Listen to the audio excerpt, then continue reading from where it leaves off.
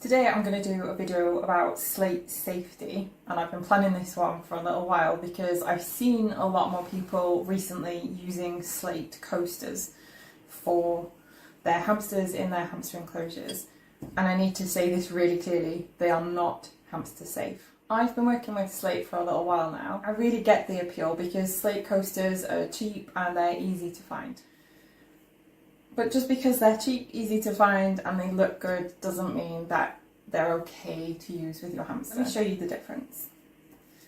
These are the slates that I sell here in Hamster Helper. They've got a really nice organic look and they're safe, they're untreated and they're unprocessed. The only thing that happens to these slates is a little bit of trimming and shaping around the edges just to make sure that there's no sharp bits.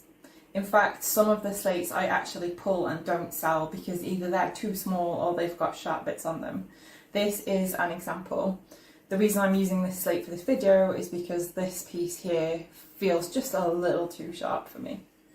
Now, here is a typical slate coaster. This one, super cheap from B&M. You'll notice straight away it's got these foam circles on the bottom. These are here to stop it scratching polished furniture when you put it down. But straight away, that's a red flag because we don't know what they're stuck down with, and they are stuck down really solidly. Sadly, lots of adhesives are not safe for hamster environments. In fact, I can think of only one or two off the top of my head, and the strongest one of those is PVA or hot glue, and this isn't really kind of consistent with either of those adhesives.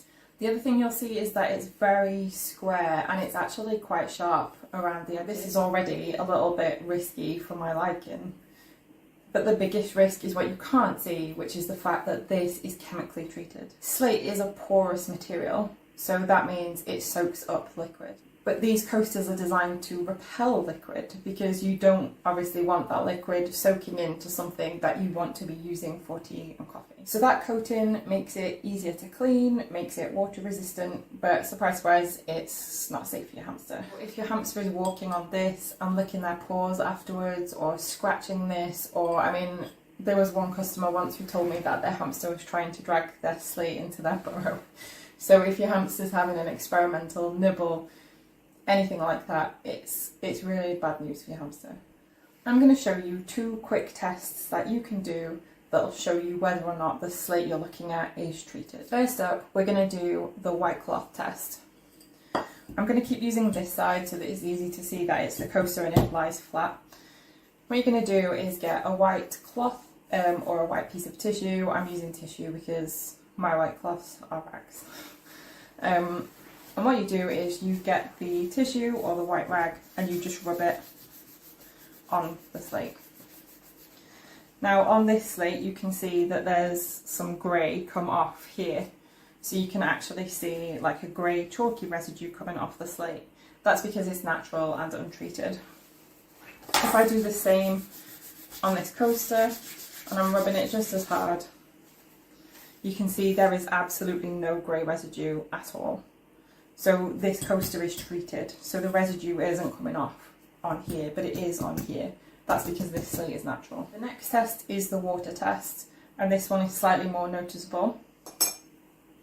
Firstly, on the natural slate, we're just going to drop a bead of water. And you can see that while it does bead, the bead actually starts to spread out quite quickly. When you tilt the slate and let the bead run off, you'll notice over time that this dries quite quickly. I'm going to put it down while we test the other one because this test can take a little while. So I'm just going to put that down. I'm going to do the same here, drop a bead of water on. We can see here that it's beaded, but the bead is holding pretty strong. It's not spreading out like it did on the other slate. We're going to let it run off, and you can see it runs off a lot faster. On the other slate we had to wait quite a while for it to trickle down. So you can see here already, the place where we dropped the water is starting to dry out. So this has become tall and pointy because it's starting to dry out. On this slate, absolutely not at all, and the time between them was negligible. So as we've been talking, you can see that this has dried even more. And the reason it's drying is because the slate is absorbing the water. It's not just drying off. The only difference between these two slates is that this one is treated and this one isn't. So we're at the point where this one's nearly entirely dry, just in the length of me talking to you, and this one is still slowly taking its time. That's because this one isn't absorbing any of the water and this one is. It's quite a significant difference between the two. So let's do some real talk here. I totally get why slate coasters are tempting. They're cheap and they come in lots of different shapes, like you can get heart shapes and circles and stuff like that. And to be perfectly honest with you, when I first started selling slates, I looked into coasters as well. It's why I have these, because I picked them up as a test. Finding natural slate like this in the right size and with the right sort of shaping to it and stuff is actually really hard. Find safe slate in a lot of different places. You can get it in garden centres, often sold as patio slabs and things like that. You can get it from stone merchants. You know, if you go to, you know, like a stone yard or something, they've often got offcuts that you can use. You can buy a diamond file which helps you file down sharp edges, and I've done that with some of previously broken slates. Is please don't just go and grab a slate coaster because it looks nice, because your hamster deserves better than that. So I hope you found this useful, and if you've got any questions at all, drop them in the comments. And if you want a guaranteed safe slate, you know where I am.